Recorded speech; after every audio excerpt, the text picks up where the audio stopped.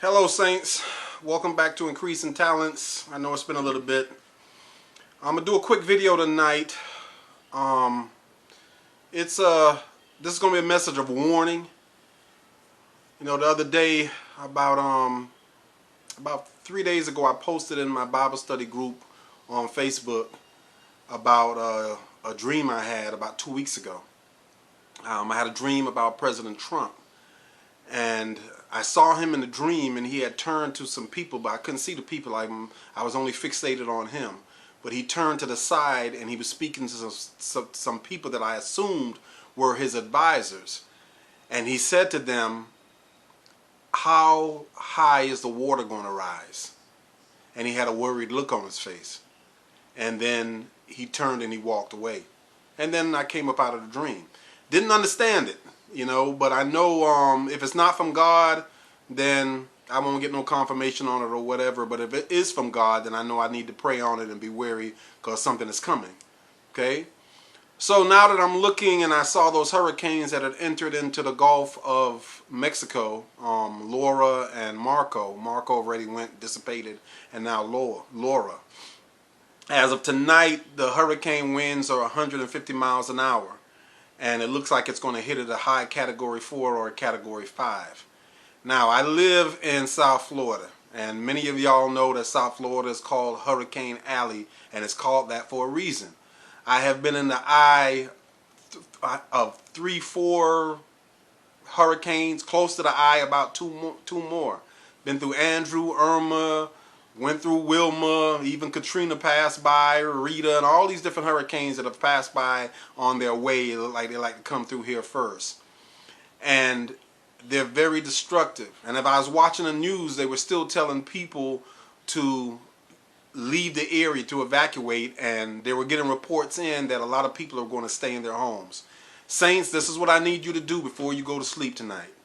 I need you to pray for those people in Louisiana and for those people that are in Texas. I need you to shoot up a prayer. I know I got some prayer warriors on this channel, and prayer warriors, lift those people up in that area.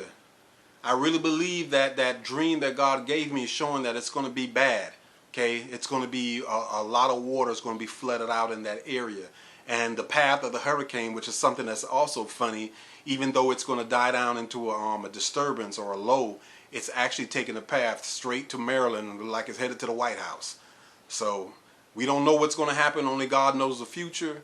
But we know when he tells us things, it's for a reason. So please, prayer warriors, I know I got some prayer folks on this channel without a shadow of a doubt.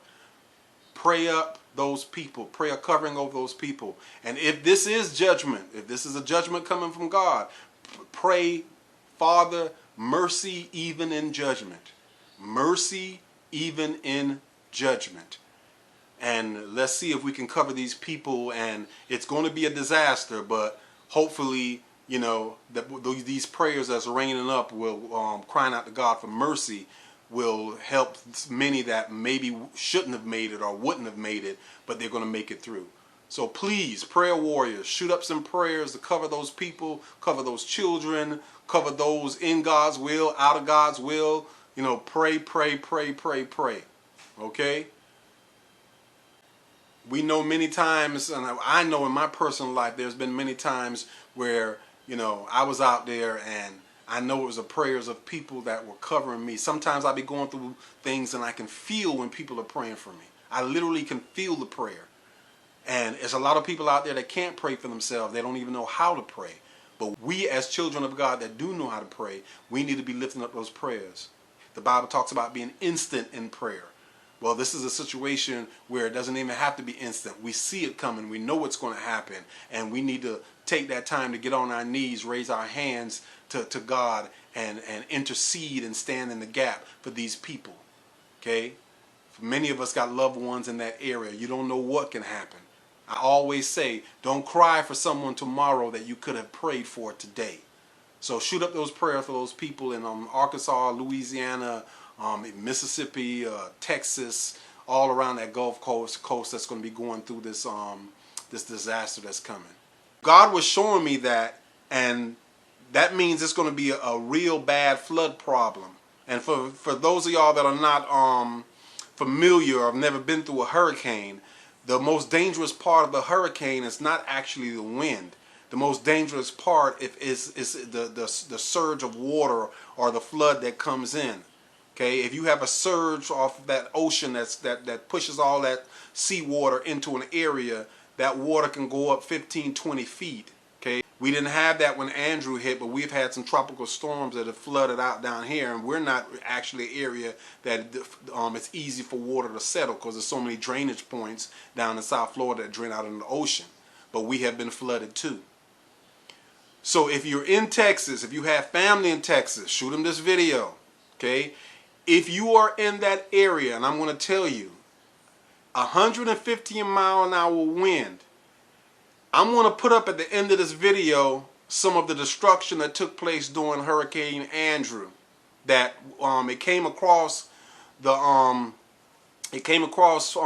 about a category 4. It came across a category 4, and then it jumped up. We have the Gulf Stream, which is a real hot area right off the coast of Florida, and anytime a hurricane goes through that, it strengthens. So it came across a category 4, then it jumped up to a category 5. When you see the damage, if you are in Texas, and I know there are some people in Texas that watch, that are subscribed to my channel. I know some people in Arkansas that subscribe to my channel. Okay, once you see the destruction that Hurricane Andrew did down here with winds that were a little bit higher than what y'all are going to get hit with, but it's going to be very close. There's a big difference between Florida and the areas of Louisiana and Texas. Down in Florida, we don't have houses built out of wood. It's all brick. It's all concrete block. It's hard for a hurricane to knock down concrete block. But when Andrew came through, some of them block walls went down. Now, a lot of them homes in Texas, a lot of them homes in Arkansas and in Louisiana, y'all know they're made out of wood. They are not going to stand up to a tidal surge. They are not going to stand up to 150 mile an hour winds. So if you're still in the coastal area, if you refuse to evacuate and you're still in that area, you're in for a whole heap of trouble. Because that dwelling you're in is not going to stand up. If it's made out of wood, it's not going to stand up. Also, for those that are in that high wind area, Marco just went through, okay? And Marco saturated the ground. So all those trees, y'all got those huge oak trees and all different types of trees over there in that area. Those trees are not going to stand up to 150 mile an hour wind. They're not going to stand up to 75 mile an hour wind. So 75 miles was going to be pushing them down. Make sure if you're in your home and you know you got some big trees outside, make sure that wherever you are in that home and you know the how far that tree is away from the house, do not go and be sleeping in an area where you know if that tree goes down, it has a possibility to hit part of that house. We've had a lot of hurricanes down here where people have died because trees went down and crushed the homes and they were in their bed sleep. And it's happening in regular thunderstorms. So make sure that you're careful where you're in that house, where you decide to bed down if it hits at night. You don't want to be in an area where you know if a tree in the yard falls down, that's the part of the house that's going to hit. Okay? When the hurricane is over with, when you go outside, make sure that you walk around and secure your area, but don't go walking in the water and you haven't looked around to see if there's power lines down. After a lot of storms that we have a lot of people that get electrocuted. They make it through the storm and then they get electrocuted after the storm because they go walking in the water. So pay attention to what you're doing out there. And most importantly, stay prayed up. Stay prayed up. Okay, people these days don't want to believe in prayer. I've already given a short testimony in one of my past videos of when Hurricane Andrew hit and how I got home and the whole neighborhood looked like somebody dropped an atomic bomb. I mean, houses were just obliterated. Buildings were gutted. And when I got home, there was a line in front of my house with people peeping in my house. And I was wondering what happened. I had a roommate at the time. I thought maybe he had got killed or something. And when I ran up there and opened up my front door, the wine glasses on the table were still standing on the table. There was no damage to my apartment. when Andrew hit. None. The apartment to the right, gutted. The walls inside were ripped out. They were gone.